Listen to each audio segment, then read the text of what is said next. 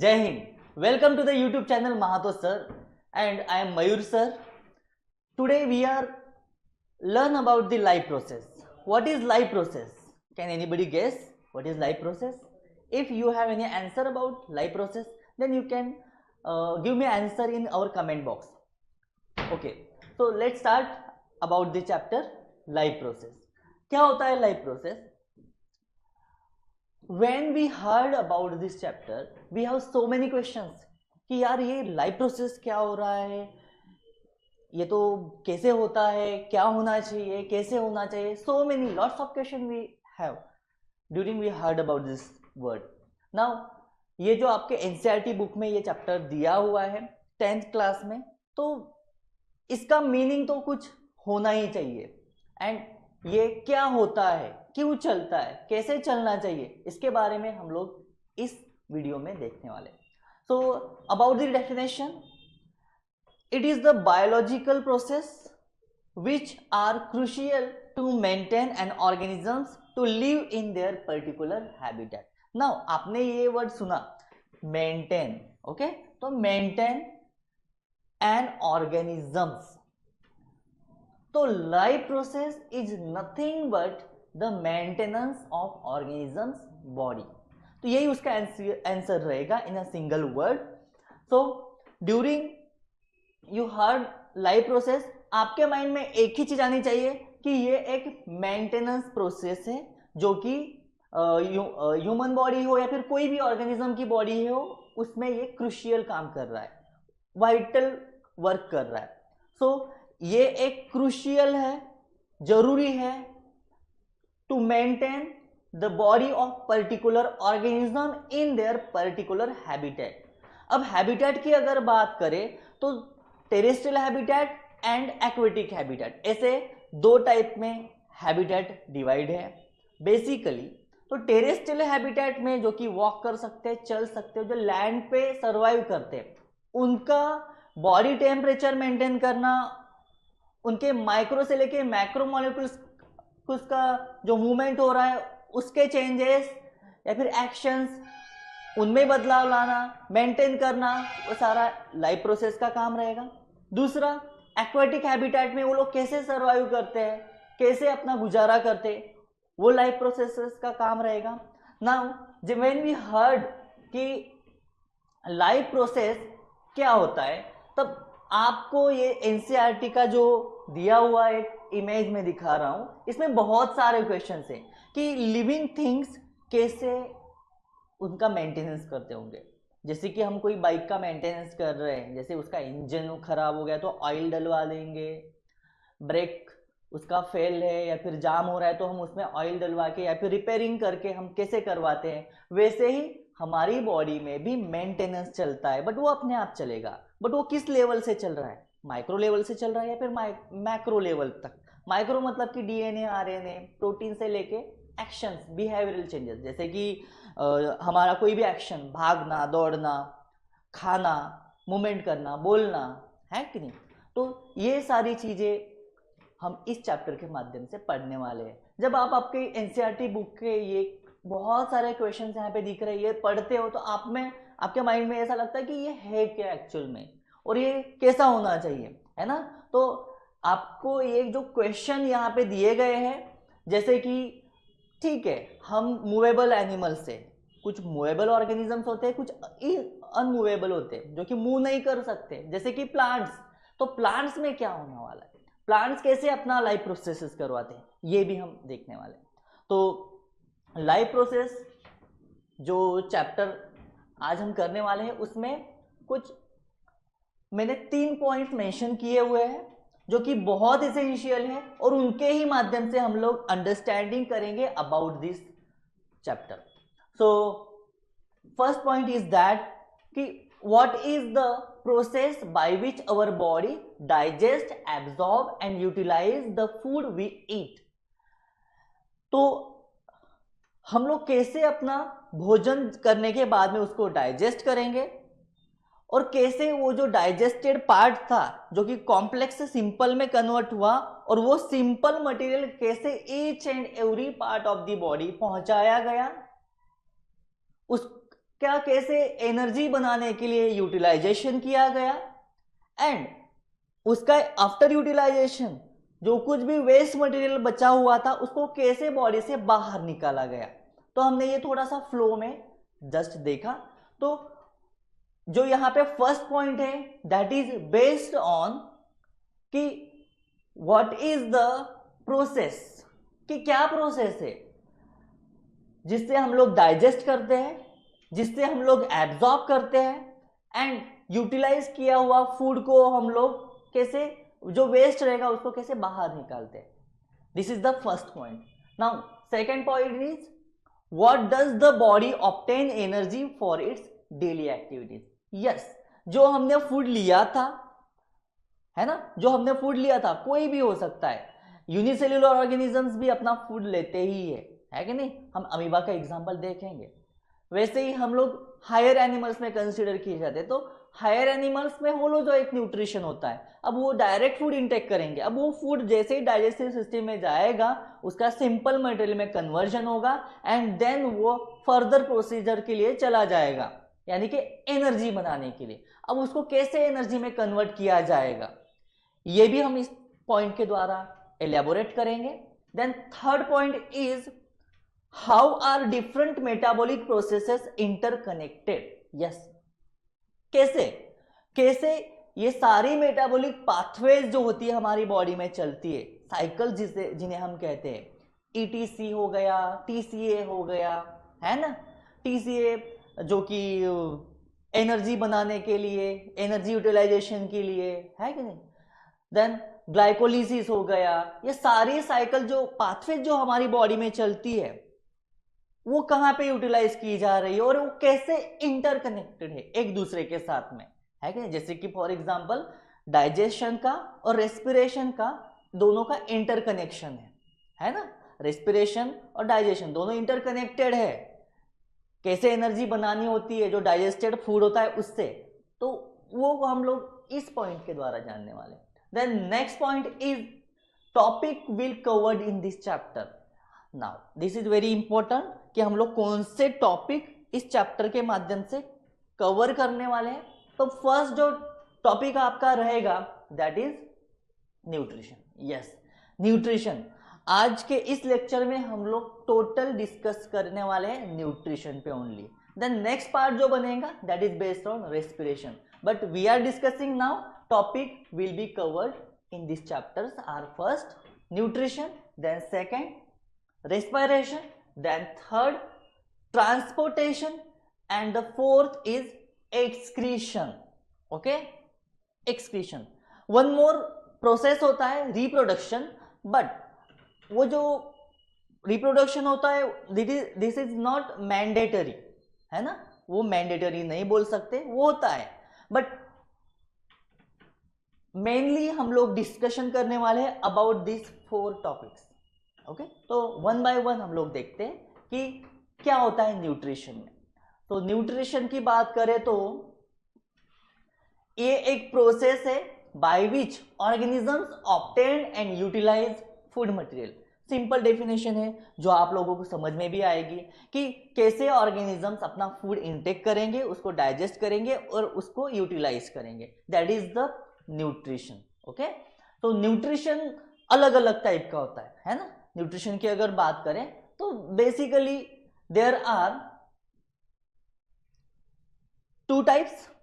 First is autotrophic nutrition and second is the heterotrophic nutrition. Now when we elaborate the concept autotrophic nutrition, हमारे ख्याल में एक ही चीज आती है कि ये ऑटोट्रॉपिक न्यूट्रिशन मतलब है क्या।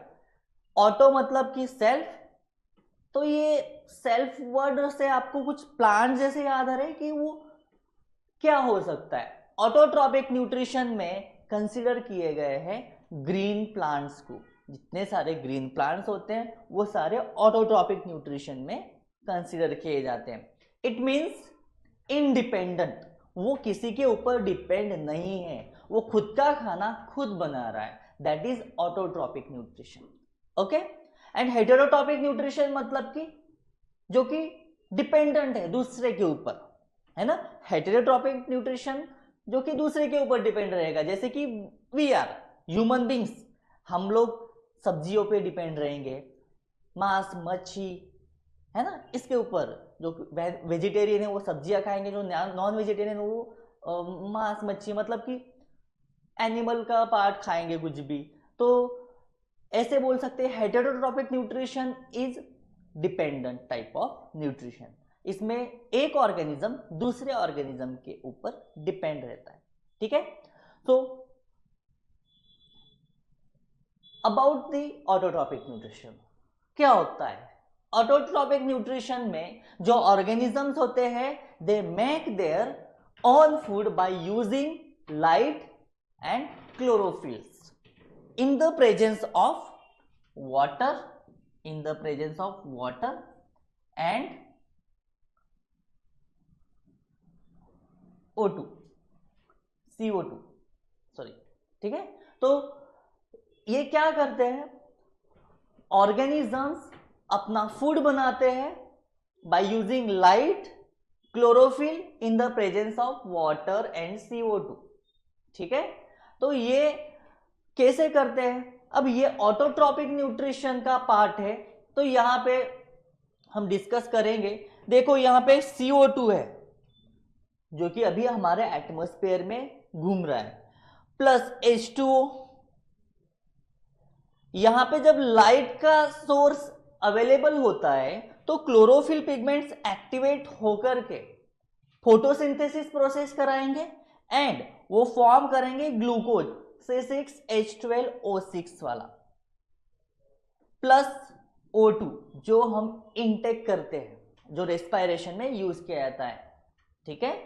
तो ये था फ्लो ऑफ फोटोसिंथेसिस। अब यहां पे एक ऑर्गन भी अवेलेबल है प्लांट बॉडी में, जो कि स्टोमेटा, जो रेस्पिरेशन के लिए यूज होता है, गैसियस एक्सचेंज करने के लिए। वहां से एंट्री करता है CO2, ठीक है, जहां से एंटर करेगा CO2, इसीलिए हमने उसको मेंशन किया है। अब ये प्लांट बॉडी आप लोगों को दिख रही है, इस प्लांट बॉडी में एंट्री करेगा carbon dioxide through the leaves, water enter करेगा through the roots and oxygen will be liberated after the photosynthesis and some amount of water will be evaporate in the form of vapor by the process of transpiration। ये बहुत deep वाला concept है, हम लोग आगे देखने ही वाले हैं। So this is all about the autotrophic nutrition. Let we again discuss the type of autotrophic nutrition. So there are basically two types of autotrophic nutrition. First is the photosynthetic autotrophic nutrition. अब photosynthetic ये मतलब, इसका मतलब क्या रहेगा? Photosynthetic का मतलब ये रहेगा कि organisms those who are utilizing light energy, उनको हम बोल सकते हैं फोटोसिंथेटिक ऑर्गेनिजम्स। तो फोटोसिंथेटिक ऑटोट्रॉपिक न्यूट्रिशन जो कॉन्सेप्ट है, यहां पे कन्वर्जन हो रहा है लाइट एनर्जी का इनटू द केमिकल एनर्जी के फॉर्म में। अब केमिकल एनर्जी के फॉर्म में हमने देखा ही ग्लूकोज जो बना रहा था प्लांट बॉडी, तो इसका एग्जांपल है all the plants, and plants क्या करते हैं? फोटोसिंथेसिस करते हैं। Now we discuss the next point, that is chemosynthetic autotrophs. ये सेकंड टाइप है ऑटोट्रॉपिक न्यूट्रिशन का, इन विच कीमोसिंथेसिस जो होता है, इट मींस कीमो, यहां पे वर्ड दिख रहा है, कीमो मतलब कि एक केमिकल होगा, है ना। जैसे कि आपने फोटोसिंथेसिस देखा, फोटोसिंथेसिस का मतलब क्या रहेगा? फोटो मतलब कि लाइट, लाइट को सिंथेसाइज करके, है ना, लाइट को यूटिलाइज करके। यहाँ पे कीमो, कीमो को सिंथेसाइज करके, लाइट का केमिकल का यूटिलाइज करके यहाँ पे जो केमिकल एनर्जी ही बनाई जाती है in the form of food materials by some organisms like methane bacteria. This is known as chemosynthetic autotrophic nutrition. Okay, so there are two types of autotrophic nutrition we discuss here: photosynthetic autotrophic nutrition and chemosynthetic autotrophic nutrition. ये clear हुआ? अगर clear हुआ है तो comment box में जरूर comment करिए कि कीमोसिंथेटिक बैक्टीरिया कौन कौन से होते हैं एंड फोटोसिंथेटिक ऑर्गेनिजम्स कौन कौन से होते हैं। ठीक है, फंगस होता है क्या? फंगस होता है? मैंने क्वेश्चन किया है, अगर नहीं होता तो आंसर करिए कमेंट बॉक्स में। ठीक है, तो now next is heterotopic nutrition. Heterotopic nutrition is the nutrition where a organism is depend on another organism. कोई भी ऑर्गेनिज्म हो गया, जैसे कि मैंने पहले ही डिस्कस किया है कि ह्यूमन बींग्स सब्जियां खाते हैं, है ना, सब्जियों के ऊपर जैसे कि पालक हो गया, गोभी हो गया, बहुत सारी सब्जियां हैं। इवन नॉन वेजिटेरियंस फिश खाते हैं, अदर ऑर्गेनिजम्स हो गया, है ना। तो टाइप्स ऑफ हेटेरोट्रॉपिक न्यूट्रिशन की बात करें तो there are saprophytic nutrition. It means nutrition is obtained from dead organic matter. जो डेड मरे हुए सड़े हुए जो ऑर्गेनिजम्स होते हैं या फिर उनके कोई पार्ट्स हो गए, जैसे कि बहुत सारे प्लांट्स के लीव्स वगैरह ऐसे सड़ नीचे गिर जाती है एंड वो सड़ जाती है, तो वो डाइजेस्ट भी तो होती है जमीन में, सॉइल में डिकम्पोज भी तो होती है, तो कैसे होता है वो, है ना। तो बाय द सैप्रोफाइटिक न्यूट्रिशन, और इसका एग्जाम्पल जो है दैट इज, इसका एग्जाम्पल जो रहेगा वो फंगस रहेगा, फंगाई। ठीक है, इसका एग्जाम्पल जो रहेगा वो फंगाई हो गया। देन मॉल्स होते हैं, मॉल्स उसके एग्जाम्पल होते हैं, फंगस उसका एग्जाम्पल होता है ना। Now second is the parasitic nutrition. अब पैरासाइटिक न्यूट्रिशन की अगर बच्चों हम बात करेंगे तो पैरासाइट, ये एक वर्ड आपने कभी सुना होगा, पैरासाइट। जैसे कि एक ऑर्गेनिज्म दूसरे ऑर्गेनिज्म को हार्मफुल है, वो उसका ब्लड सक कर रहा है, उसके बॉडी के ऊपर वो अपना शेल्टर बना के रह रहा है, अपना पूरा सर्वाइवल करेगा, उसकी बॉडी के ऊपर रहेगा या फिर बॉडी के अंदर रहेगा। There are two type of parasite. एक होता है एक्टोपैरासाइट जो कि बाहर की साइड रहता है, एंड एक होता है एंडोपैरासाइट जो कि बॉडी के अंदर होता है। अब बाहर की साइड रहने वाला, अब जनरली हम लोग मॉस्किटो का एग्जांपल ले सकते हैं, है कि नहीं। मॉस्किटो वो भी तो एक पैरासाइट, वो हमारा ब्लड सक करता है ना। और इंटरनल बॉडी के अंदर कोई पैरासाइट अगर रह रहा है, जैसे कि टेपवर्म हो गया, टेनिया सुलियम, वो हमारी बॉडी के इनसाइड रहेगा, वो हमारी बॉडी को कमजोर बना दे जाएगा। ठीक है, वो हमारी बॉडी में रह रहा है, न्यूट्रिएंट मटेरियल खा रहा है, सर्वाइव कर रहा है, सालों वैसे ही गुजारता है और हमें भी वो खत्म करते जाता है। तो वो वैसे टाइप का न्यूट्रिशन, मतलब कि पैरासाइटिक न्यूट्रिशन। ओके, तो ये हो गया पैरासाइटिक न्यूट्रिशन के बारे में। मैंने एग्जांपल भी बताया आप लोगों को पैरासाइटिक न्यूट्रिशन की, जैसे कि मॉस्किटो हो गया, बहुत सारे इंसेक्ट होते हैं, माइट्स होते हैं, है ना।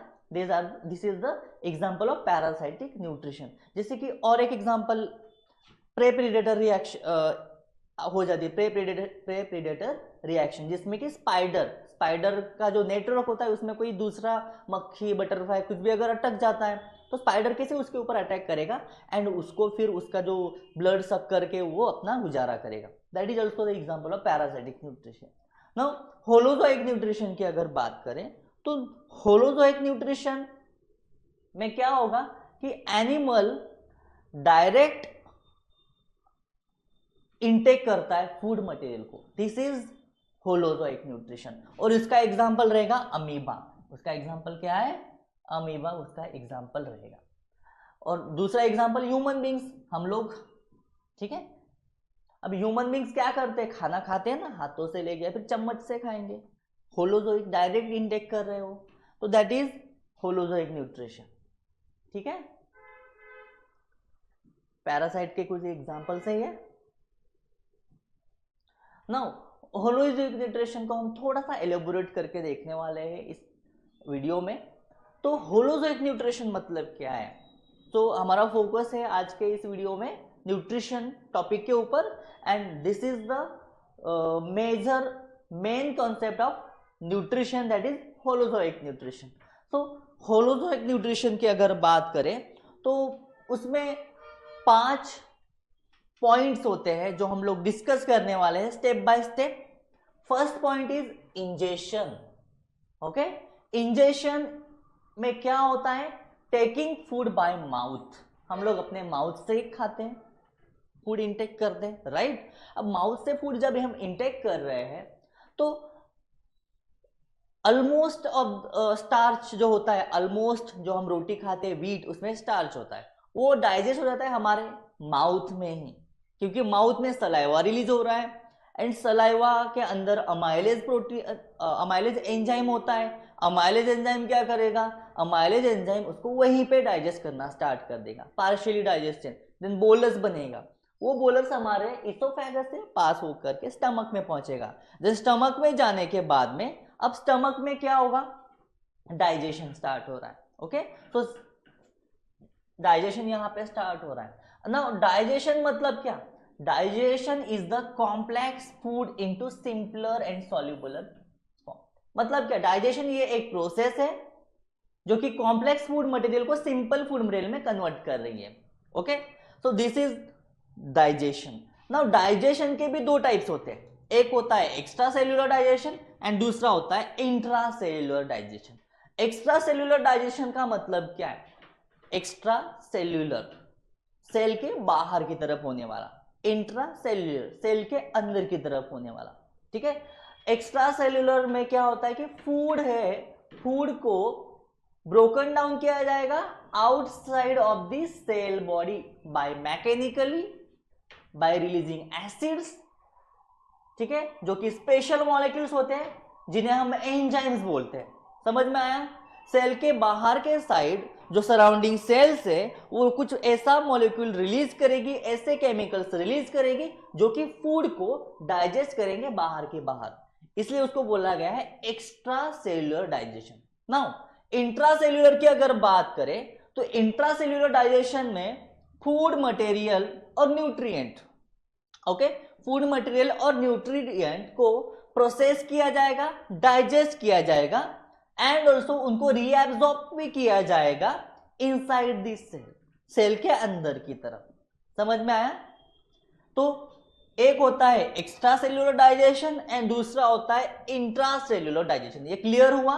एक्स्ट्रा मतलब कि एक्स्ट्रा सेल्यूलर डाइजेशन मतलब कि सेल के बाहर की साइड होने वाला एंड इंट्रा सेल्यूलर मतलब कि सेल के अंदर की तरफ होने वाला। एक्स्ट्रा सेल्यूलर में बहुत सारे डाइजेस्टिव एंजाइम्स बाहर निकलते हैं जो उसको डाइजेस्ट करते हैं एंड इंट्रा सेल्यूलर में क्या होता है? जो कि सिंपल मॉलिक्यूल्स, जो प्रोसेस पार्ट जो है न्यूट्रिएंट मटेरियल, उसको रीएब्सॉर्ब किया जाएगा, एब्सॉर्ब किया जाएगा। समझ में आया? तो ये था डाइजेशन के बारे में। नाउ एब्सॉर्प्शन बात करते हैं। We are discussing about the absorption. Absorption it means digested और डिफ्यूजिबल फूड जो होता है, डाइजेस्टेड जो सोल्यूबल, अब कॉम्प्लेक्स जो था जो डिफ्यूज नहीं हो पा रहा था तो उसको पहले डिफ्यूजिबल बना गया, है ना। अब वो इजीली डिफ्यूज हो सकता है। जैसे कि हमने रोटी खाई, रोटी में स्टार्च था, अब स्टार्च का डाइजेशन अमाइलेज ने करवा दिया, अब अमाइलेज उसको छोटे छोटे टुकड़ों में मतलब कि सिंपल बना देगा। अब उसमें ग्लूकोज भी एक मॉलिक्यूल है, अब वो ग्लूकोज क्या करेगा? ग्लूकोज सेल्स के अंदर एंट्री कर रहा है, रीएब्सॉर्ब और एब्सॉर्ब हो रहा है, वापस एब्सॉर्ब भी होगा और एब्सॉर्ब भी होगा। ठीक है, तो सबसे पहले अब यहां पे क्या हुआ है? एब्सॉर्प्शन शुरू हुआ, डिफ्यूजिबल जो मॉलिक्यूल्स थे जो डिफ्यूज हो गए ब्लड में। अब वो ग्लूकोज, अब मैं आपको इसके लास्ट में एक फ्लो बताऊंगा कि कैसे होता है। पहले ये देख लेते हैं कि ब्लड जो कि ट्रांसपोर्टेशन करता है, it is a liquid connective tissue in our body, right? आपको ये चीज तो पता है कि ब्लड एक लिक्विड कनेक्टिव टिश्यू है ना, जो कि फूड मटेरियल को वो एब्सॉर्ब किया जाएगा। ब्लड की जो ट्रांसपोर्टेशन करने वाली जो लाइन रहेगी, वेन्स, आर्टरीज, है ना, उसमें मिक्स किया जाएगा एंड दो जो कि एब्सॉर्प्शन वाला मतलब एब्सॉर्ब किया गया जो कुछ फूड मटेरियल था उसको ट्रांसपोर्ट किया जाएगा each and every part of the body and every cell of the body. Now assimilation की बात करते हैं। What is the assimilation? यह एक प्रोसेस है by which absorb food material is converted into the glucose, है ना, converted into living form. Living form मतलब कि जैसे कि बहुत सारी सेल्स होती है, उसमें उसको अमीनो एसिड में कन्वर्ट कर देगी, है ना, अमीनो एसिड्स फर्दर कन्वर्ट हो जाएंगे प्रोटीन्स में, है ना, ग्लूकोज में, देन पॉलीसैकेराइड्स हो गए, फैटी एसिड्स हो गए, ग्लिसरॉल्स, ये सारा क्या है, ये लिविंग फॉर्म्स इन्हें बोल सकते हैं, जो कि सेल के मेंटेनेंस करवा रहा है, सेल का जो रेस्पिरेशन हो गया, एनर्जी, बहुत सारे जो मेटाबॉलिक पाथवेज चल रही है वो मेंटेन करने के लिए ये सारी चीजें जरूरी होती है। ये बायोमोलिक्यूल्स है, इन्हें बायोमोलिक्यूल्स कहा जाता है, जिनके जरिए सेल अपना मेंटेनेंस करती है।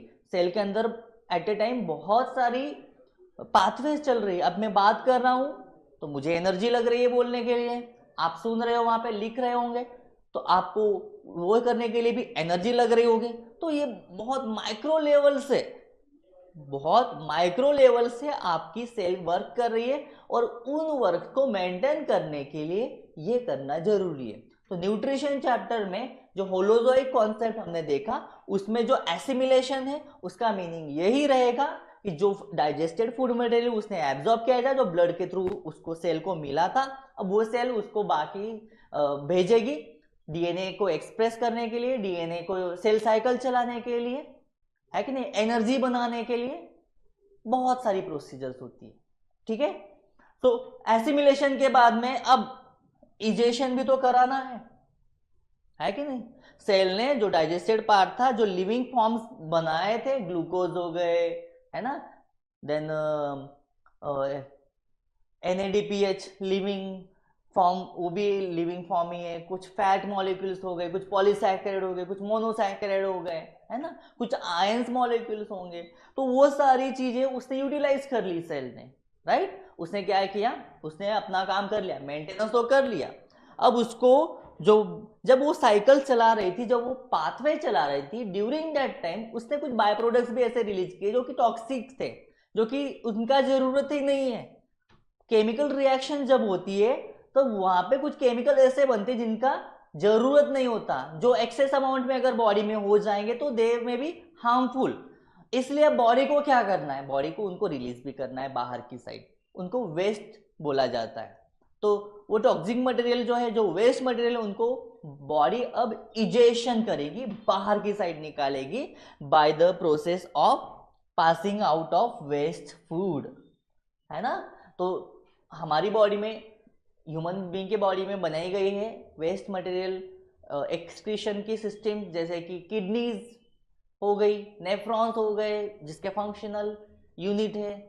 तो ये होता है होलोजोइक न्यूट्रिशन। अब होलोजोइक न्यूट्रिशन का हम फ्लो में जस्ट डिस्कस करूंगा। Suppose to be, for example, human being का डाइजेस्टिव सिस्टम अगर देखा जाए, दैट इज होलोजोइक, राइट। अब जब खाना खाया, है ना, सपोज टू बी मैंने खाना खाया, मैंने गेहूं की रोटी खाई थी और कोई सब्जी खाई थी। अब वो गेहूं की रोटी के साथ में सब्जी मेरे मुंह में गया, मैंने उसको चबाया, बहुत बार चबाया मेरे 32 दांतों से और साथ में मैंने मिक्स किया सलाइवा जैसे ही मिक्स किया, सलाइवा के अंदर था एक enzyme, that is amylase enzyme.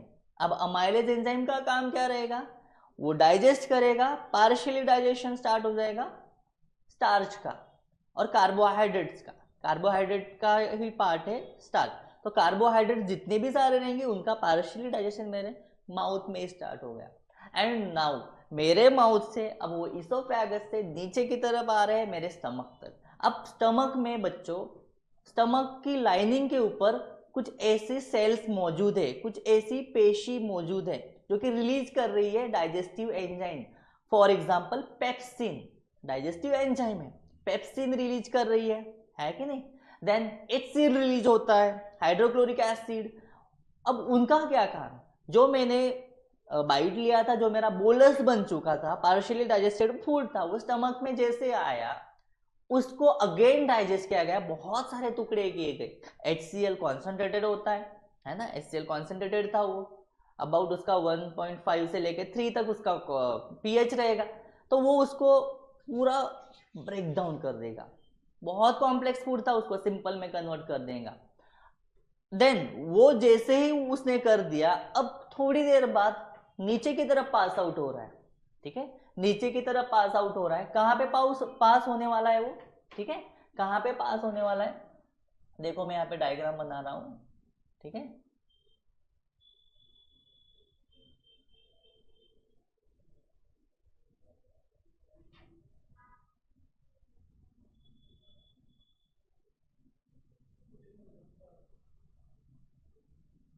ठीक है, ये मेरे स्टमक का पार्ट है, जहां पे आपको कुछ ऐसे सेल्स यहाँ पे मैं दिखाने के लिए बना रहा हूं। ठीक है, जिन्होंने क्या रिलीज किया था? HCl एंड सम एंजाइम्स इसने यहाँ पे रिलीज किए थे। ठीक है, जैसे ही वो नीचे की तरफ पास होगा फूड मटेरियल, वो इंटेस्टाइन में जाएगा। ठीक है, इंटेस्टाइन में भी इंटेस्टाइन की जो लाइनिंग होती है, इंटेस्टाइन के लाइनिंग के ऊपर कुछ ऐसी सेल्स मौजूद होती है। ठीक है, मैं खाली दिखा रहा हूं इंटेस्टाइन को, यहाँ पे जूम करके बता रहा हूं कि इंटेस्टाइन की लाइनिंग के ऊपर यहाँ पर सेल्स मौजूद होती है। अब वो क्या करेगी? यहाँ पे कुछ सेल्स है, वो एंजाइम, डाइजेस्टिव एंजाइम्स रिलीज करेगी। ठीक है, डाइजेस्टिव एंजाइम्स को रिलीज कर रही है। डाइजेस्टिव एंजाइम्स उसने भी रिलीज किया, एंड देन वो क्या करने वाली है? डाइजेस्टिव एंजाइम जैसे ही उसने रिलीज किया, अगेन डाइजेशन यहां पे हो रहा है, यहां पे डाइजेशन हो रहा है, डाइजेस्टिव एंजाइम्स भी रिलीज हुए गैस्ट्रो इंटेस्टाइन में। ठीक है, अब यहां पे कुछ एंजाइम्स ऐसे रिलीज हुए जिन्होंने यहां पे डाइजेस्ट करवा दिया। एंड अगर हम और इसको देखें तो यहां पे ऐसा स्ट्रक्चर प्रेजेंट होता है,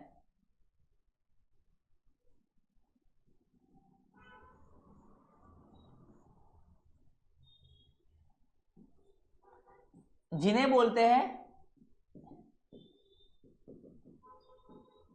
माइक्रोविली। ठीक है, इन्हें बोलते हैं माइक्रोविली। अब ये माइक्रोविली में मैंने क्या किया है, एक स्टमक का पार्ट लेके इसको जूम करके आपको दिखा रहा हूं।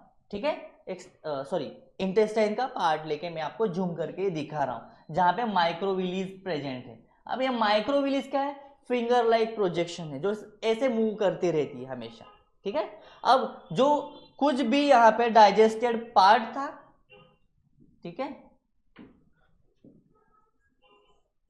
अब यहाँ पे कुछ डाइजेस्टेड पार्ट जो था, है ना, अब वो डाइजेस्टेड पार्ट को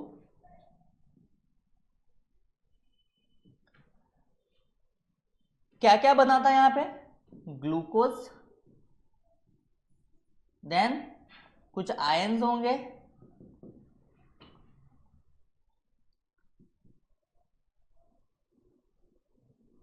ठीक है,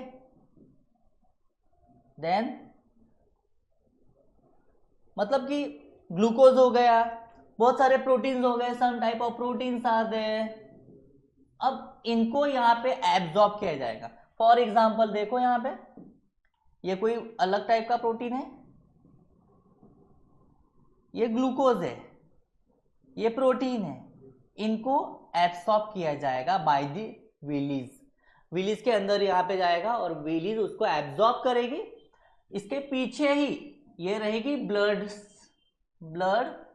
सर्कुलेशन वाला पार्ट, हम देखते हैं यहाँ पे ब्लड सर्कुलेशन वाला, ट्रांसपोर्टेशन वाला पार्ट है। कौन सा पार्ट है? ट्रांसपोर्टेशन, नदी, बॉडी के अंदर जो रिवर, ब्लड की रिवर है ये। अब जैसे ही ग्लूकोज यहां से जाएगा, ग्लूकोज यहां से गया, यहाँ पे ग्लूकोज यहां पे आया bye the process of diffusion, और वो किस में मिल गया? वो मिल गया रिवर में, ब्लड सर्कुलेटरी सिस्टम में, ब्लड सर्कुलेशन सिस्टम में मिल गया वो। अब जैसे ही वो यहाँ पे ब्लड में मिल गया ग्लूकोज, अब क्या होगा? ब्लड में अगर ग्लूकोज मिल गया तो सपोज किसी सेल को उसकी जरूरत थी, पूरी बॉडी के अंदर कोई एक सेल है, उसको उसकी जरूरत थी ग्लूकोज की, तो वो उसको अंदर ले लेगी। अब उसको अंदर लेने के लिए भी उसको उसके ऊपर बहुत सारे मतलब चैनल्स बोलते हैं जिनके थ्रू अंदर जाएगा। ये डीप वाला पार्ट में बता रहा हूँ, बट एक्चुअल में वो सेल को ग्लूकोज की जरूरत थी, उसने उसको ले लिया। अब वो वहां पे ग्लाइकोलाइसिस करेगी in the cytoplasm of cell, ठीक है। ग्लाइकोलाइसिस करेगी, ग्लाइकोलाइसिस करने के बाद में वो पायरूवेट बनाएगी, और पायरूवेट बनाने के बाद में वो पायरूवेट को इस्तेमाल किया जाएगा फर्दर, दूसरी साइकिल इस्तेमाल करेगी उसको पायरूवेट को, ठीक है। अब वहां पे वो रेस्पिरेशन का पार्ट आ जाएगा, एनाएरोबिक रेस्पिरेशन है, एरोबिक रेस्पिरेशन, वो हम इन डिटेल नेक्स्ट लेक्चर में देखेंगे, ठीक है। नेक्स्ट वीडियो में उसके बारे में हम देखेंगे। तो इतना समझ में आया होलोजोइक में क्या होता है कि कोई ह्यूमन बीइंग ने खाना खाया, ठीक है, वो खाना अंदर गया, जैसे ही अंदर हमारी बॉडी में गया, स्टमक में HCl मौजूद था, बहुत सारे एंजाइम्स स्टमक की लाइनिंग में रिलीज किए, फिर वो इंटेस्टाइन पार्ट में गया, इंटेस्टाइन की लाइनिंग में भी कुछ एंजाइम्स रिलीज किए और उनको वहीं पे डाइजेस्ट किया, एंड देन वो वहां पे डाइजेस्ट होने के बाद में वापस वो नीचे नीचे जैसे पास होते गए, वहां पे कुछ माइक्रोविलीज थी, जो इंटेस्टाइन की लाइनिंग होती है, जो कि माइक्रोविलीज है, जो कि ऐसे फिंगर लाइक प्रोजेक्शन में दिखा रहा हूं यहाँ पे, वैसे दिखता है स्ट्रक्चर। उसके अंदर वो ग्लूकोज हो गया, प्रोटीन हो गया, आयरन हो गया, magnesium, calcium, what ever kind of nutrient material जो सिंपलर फॉर्म में थे, वो डिफ्यूज हो गए bye the process of diffusion. Diffusion होने के बाद में वो डिफ्यूज हुए, सीधा ब्लड स्ट्रीम में पहुंचे, ब्लड स्ट्रीम में जाने के बाद में अब वो ब्लड के फ्लो में आने के बाद में हर एक पार्ट ऑफ द बॉडी पहुंचाया जाएगा, एंड देन वहां पे पहुंचने के बाद में उसको कोई एक पर्टिकुलर टाइप की सेल ले लेगी, जिसको जरूरत होगी, वो जिसको भूख लगी है, ग्लूकोज, वो ले लेगी उसको, क्यों? एनर्जी बनाने के लिए, ग्लाइकोलिसिस चलाने के लिए। ग्लाइकोलिसिस क्या होता है? ग्लाइकोलिसिस एनर्जी बनाने का ही प्रोसीजर है कि नहीं, जिसमें एनर्जी एटीपी मॉलिक्यूल्स बनते हैं, NADPH बनता है कि नहीं, तो वो उसको ले लेगी और अब उसको वो साइकिल चलाएगी। This is about the holozoic nutrition, ठीक है। नाउ ये था होलोजोइक न्यूट्रिशन के बारे में। अब हेटेरोटॉपिक का और एक एग्जांपल है आपकी NCERT के according. Now I am going to discuss nutrition in amoeba. अब अमीबा में क्या होता है, अमीबा में कैसे न्यूट्रिशन होता है? सी दिस डायग्राम, यहां पे आप देख सकते हो, जैसे ही अमीबा ने फूड पार्टिकल को देखा, मैं इसको शॉर्टकट समझाने वाला हूं, प्लीज समझ लेना।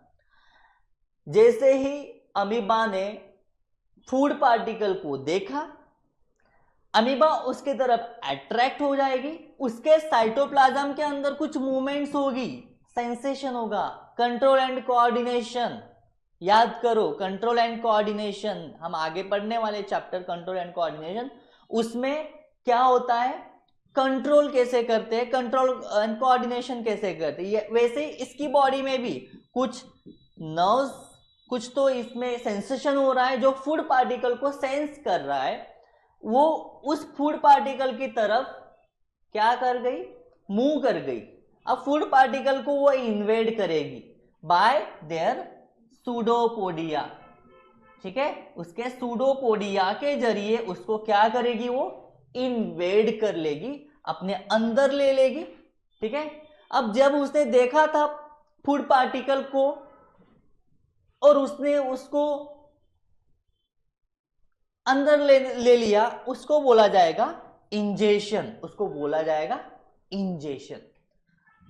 आफ्टर दिस उसने उस फूड पार्टिकल को अंदर ले लिया, उसने बना दिया फैगोसोम, ठीक है, फैगोसाइटोसिस कर रही है वो, एक वैक्यूल बनाया उसने, फूड वैक्यूल जिसे कहते हैं। ये पुराना फूड वैक्यूल यहाँ पे दिख रहा है, ये नया वाला फूड वैक्यूल होगा, ये भी नया वाला होगा, ठीक है, ये और एक बनने जा रहा है। तो ये वाला जो फूड पार्टिकल उसने बनाया साइटोप्लाज्म के अंदर, अब वो उसको डाइजेस्ट करेगी, है ना। तो डाइजेस्ट करने के बाद में उसको वो एब्जॉर्ब करेगी उसके साइटोप्लाज्म में। वहां पे क्या होगा, एंजाइम्स आएंगे, उसको ब्रेक करेंगे, सिंपल फॉर्म में उसको बनाएंगे, फिर वो उसको एब्जॉर्ब कर लेगी, ठीक है, उसको एब्जॉर्ब करने के बाद में उसको एसिमिलेट किया जाएगा, पूरी बॉडी के जहां जहां पार्ट्स में उसको जरूरत है वो उसमें भेज देगी, उसका यूटिलाइजेशन कर लेगी, एसिमिलेट कर लेगी, एंड देन जो डाइजेस्टेड पार्ट था उसने डाइजेस्ट कर लिया, यूटिलाइज कर लिया। अब बचा कुचा जो भी वेस्ट मटेरियल है उसको उसने इजेस्ट भी करना है, उसने बाहर भी निकालना है। ओके, तो this is all about the holozoic nutrition in amoeba. Any query, any doubt, you can write down a comment in box. Okay, so thank you. This is all about the topic nutrition, जो हमने shortcut खत्म करने की कोशिश की। अगर आपको कोई क्वेरी है, कोई डाउट है, you can write down a message in comment box. And again, welcome to the Mahato Sir channel. Please subscribe. Thank you.